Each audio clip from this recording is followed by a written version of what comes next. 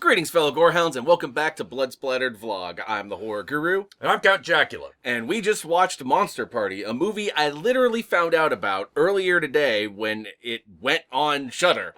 So, basically I saw an ad for it being on Shudder on my Twitter feed, because I follow Shudder on Twitter because I'm a tool like that. And I was like, that sounds kind of fun. It's called Monster Party. It's got a couple actors I like Julian McMahon from Nip Tuck from the Runaways TV show. It's got that character actor whose name always escapes me. Yeah, the guy who plays the concierge in John Wick. Yeah, and he was the head of the agency in Fringe, and the other head of the agency in The Guest. He has a type that he plays. Yeah, he plays the really serious, kind of intense, heavy, Even the actress that's in this movie, I recognize, but I'm actually drawing a blank on where I recognize her from. But yeah, I think she was in one of the movies that was it Final Girl or that was one of the dudes was. Oh, okay. But anyway, basically I was sold based on what I was seeing in the advertising. I didn't even watch the full trailer. I just watched, the preview it gives you. When you're scrolling past it, and I'm like, maybe I should watch that. And I turned to Jack, and I'm like, hey, you down for watching a movie and vlogging it? I was like, sure, sounds good to me. So we threw it on, and I enjoyed the heck out of this movie. Oh yeah, it's a lot of fun. Basically, to give you a spoiler-free rundown, imagine a scenario kind of like Don't Breathe, where you have a group of teenagers who are trying to break into a home to steal shit, except the residents of the home are far more dangerous than they realize. Yep. For reasons that we'll get to when we get to the spoilers. Yes. But before we get to the spoilers, what I can tell you, this movie is gory as fuck. Oh, yeah. There is blood. A surprisingly high body count. Yeah, for a movie with such a small cast, the body count is extremely high. It reminded me a lot of movies like I said, Don't Breathe. It's got that kind of intense thriller trapped inside a house feel like Don't Breathe did. People Under the Stairs was another one it reminded me a lot of. And the other one it reminded me of, it's especially in the way it handled its brutal fucking violence, was Green Room. Yeah. Yeah, when motherfuckers die in this movie, they just die. Like, holy shit. You're just like, oh, well, that character's dead. Oh man, you just spent 20 minutes making me give a shit about this guy, and then now he's just dead. Bluntly dead. Done. Holy fuck. And that's not a spoiler, because that's pretty much every character in this movie. So. Yeah. Everyone who dies really fucking quickly. Yeah. And you grow to care about them, even some of the shitty people. It's Yeah. The guy who has the spider tattoo. Yeah. You get strangely endeared to that dude. He's technically one of the bad guys, but I actually kind of liked him. Yeah, he was the most likable of the villains. And all the performances in this movie were pretty damn good. I love the twist, even though it was pretty easy to figure out what was kind of going on. Oh, yeah. There was a part of me that was kind of hoping there was going to be something extra to it, but I was okay with it as it was. Yeah. We'll get to that when there's Spoiler Town. Oh, God, what else? I love that it was a very colorful movie. Yeah. And I love that the more fucked up it got, the more colorful the movie got. It's like all of a sudden you enter Freddy's dreamland, so to speak, with some of the shots. Yeah. They change everything. It goes from being one of the things I liked about it is, unlike some movies that I've seen that have had a similar small cast and kind of an intimate setting, it didn't feel like The Green Room. It didn't feel like television. No, it didn't. It felt like a movie. It felt like more of a movie than the original Purge. It also had a very interesting style. Oh yeah, because it would be these quick there's two types of montages in this movie. There's the quick, fast-paced, we're breaking into shit montages. They're just kind of showing how they get shit done and how they scope out the place and all that stuff. But then there's also these interim montages in between scenes that are a lot slower, and they got like this ambient music. Yeah. And it sets like this really interesting kind of foreboding tone. Yeah. I love the fact that this is really obviously a super cheap movie that they filmed like it was a really super expensive movie. Yes. Yeah, you can tell at any moment that they did not have the budget to do half the shit they wanted to do, but they tried really hard they did to get it as good, well and as they could. They did really well. Like, there are some kills where you're just like, okay, I could tell that you could only get the aftermath of this, but the sound that you used to pull it off worked. Yeah. You know? And there's also a lot of like, hey, let's take like a chunk of like blood with some like some spaghetti or something and slap it on the wall and call it brains. Like, there's a lot of that, but it works. Like, well, the thing that's cool about it is they knew exactly how they wanted to shoot every gore shot. Yes. And that really fucking This helps. is a movie you can tell they storyboarded, especially the violent scenes.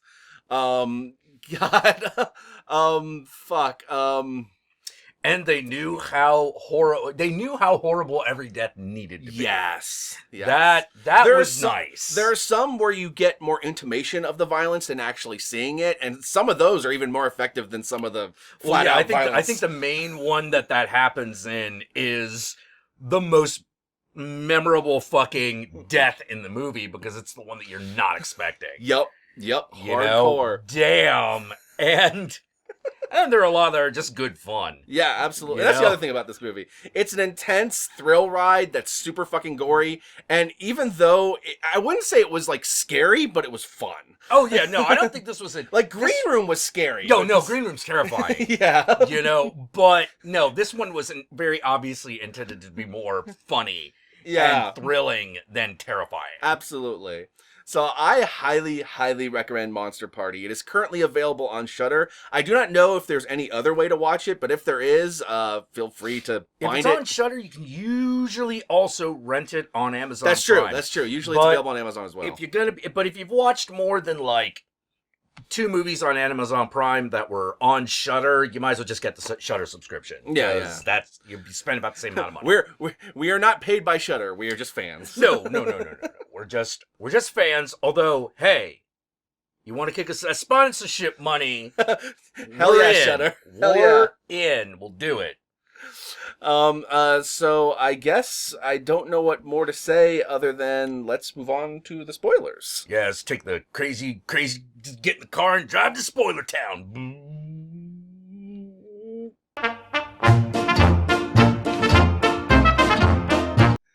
I can drink, he's driving. So, I guess there's only really, there's maybe 2 spoilers in the movie. Actually, okay, there's 3 spoilers. The third spoiler is basically who lives in this movie. Yeah. But the first main spoiler is what the fuck is up with the family in the house that they've just fucking tried to rob. Yeah. And basically what's going down is they try to rob this rich person's house, under the guise of being like maids and shit. Yeah. And they have a really big need to do this. Yes, they have a really big need to do this because it turns out one of them, their dad has shitty fucking gambling debts, and if he doesn't get $10,000 to his debt collector, dude's gonna fucking die. Yeah. It's like, you got 24 hours in order to get me the money, and Dad's gets it. And even though it's obvious he has a really shitty dad, he still cares about his dad, so he's gonna get the $10,000. Yeah. Plus, they established very early on these guys are pretty proficient house robbers. Yes. Yeah. This is a bigger score than they're used to. Yep. But they know how to rob an upper middle class neighborhood pretty easily, so they're like, all right. In this case, it's high class. Oh yeah. They go from upper middle class to like fucking luxury Beverly Hills shit. Yep. And it's a little bit more than they can chew, even from a score standpoint. Because there's a shit ton of security cameras everywhere. You don't usually have to deal with that with like a basic suburban home. Yeah, it's usually only a couple, but this one's got like the entire first floor. The entire house has these massive security measures that literally locks down the entire house if you trigger it. Yeah. Which means you can't get out. Yeah.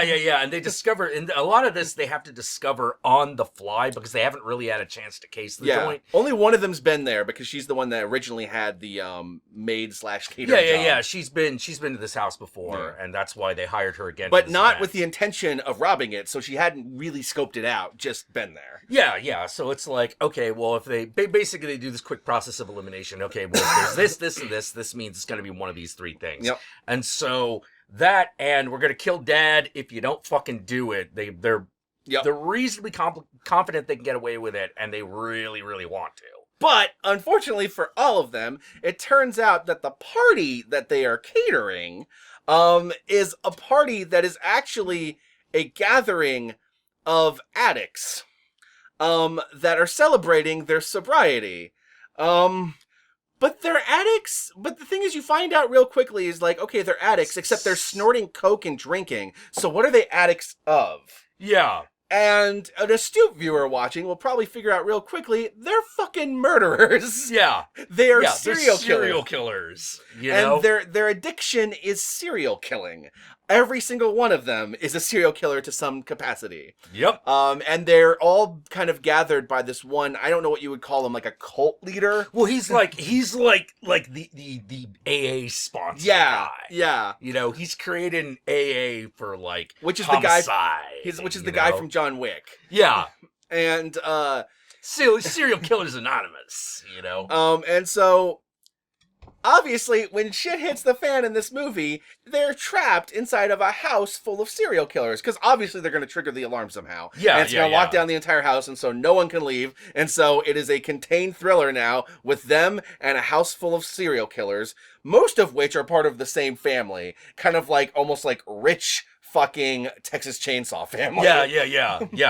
They almost literally are a rich Texas Chainsaw family. Yeah, there's even a point where a dude grabs a fucking chainsaw and starts running around with it. Like, so there's also a little people under stairs business, because the other twist is that underneath the fucking house in the basement is one of their sons, who is basically a fucking Leatherface by way of Jason Voorhees, one of those like kids that were born kind of like, I don't know what the word for it is. Like he's like mongoloid, like, you know, fucked up. Like he's got water on the brain or something. Way worse than Down syndrome. Oh, like we're talking wrong turn fucked up. Oh like, yeah. And so like they are like a fucking Texas Chainsaw family, except instead of being like poor Southerners, they're rich urbanites. Yeah.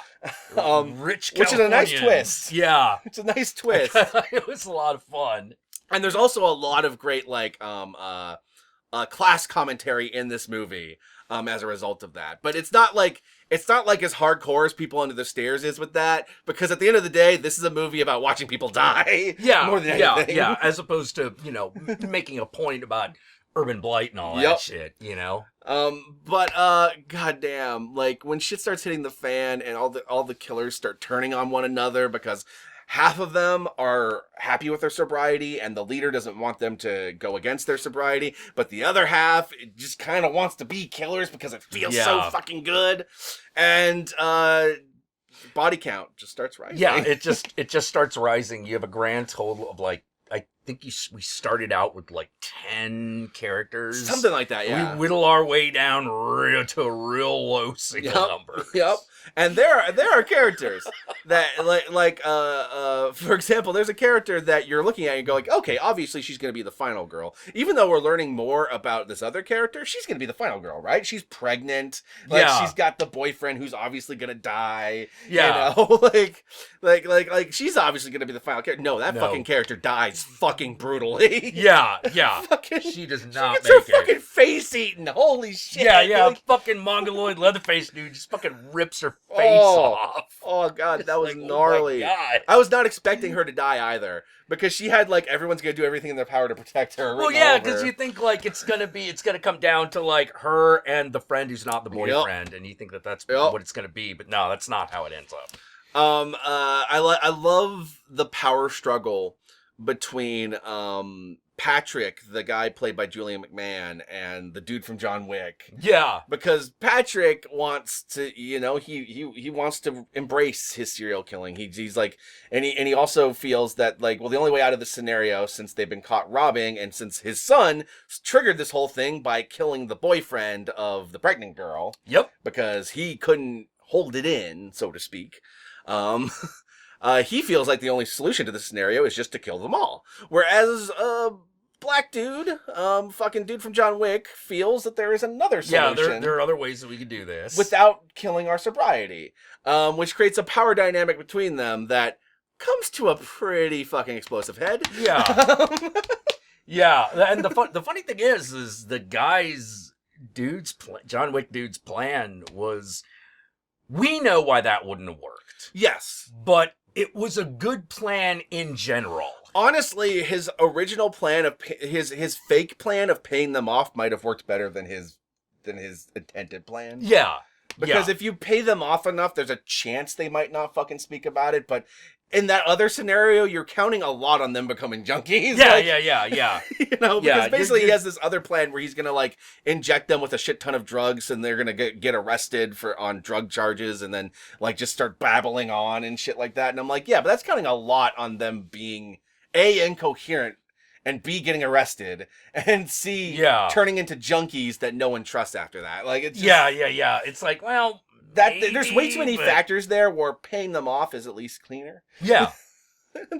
Yeah, it's like, pay them off, keep tabs on them. But there is a great scene where one of the characters is trapped inside a room with a gun, and John Wick dude's on the other side of the door trying to talk him down. And it's very much like the scene in Green Room where you have the guys in the green room with their guns, and then you have fucking Patrick Stewart on the other side. Yeah.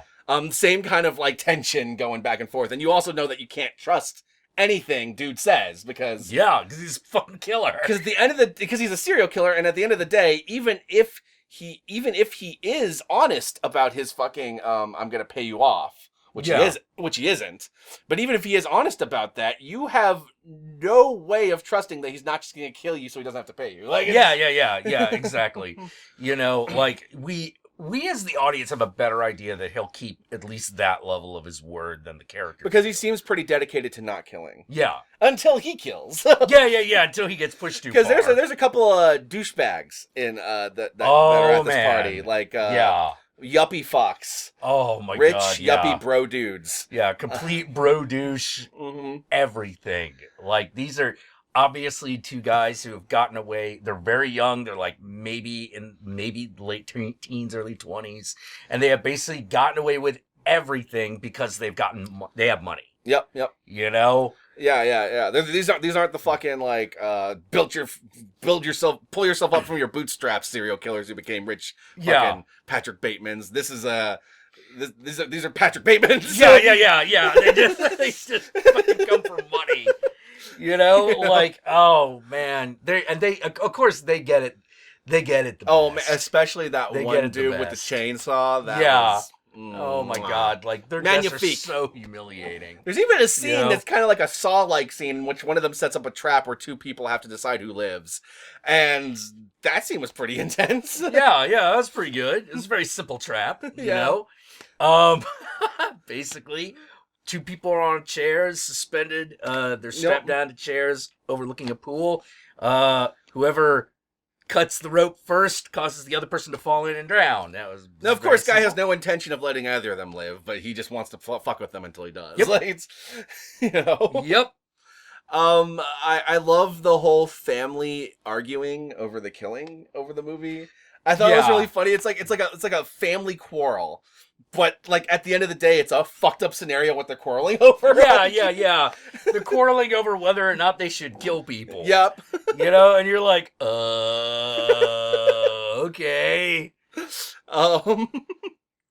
I love the ending of this movie, which is what the fuck? Oh, well, it's got that fucking Cheap Thrills type of ending. That's exactly that. Yes, that's exactly what kind of ending is. It's that Cheap Thrills, tongue in cheek, ending. Yeah. Oh man, yeah. There you go. That's another movie this reminds me of. Cheap Thrills. Yeah.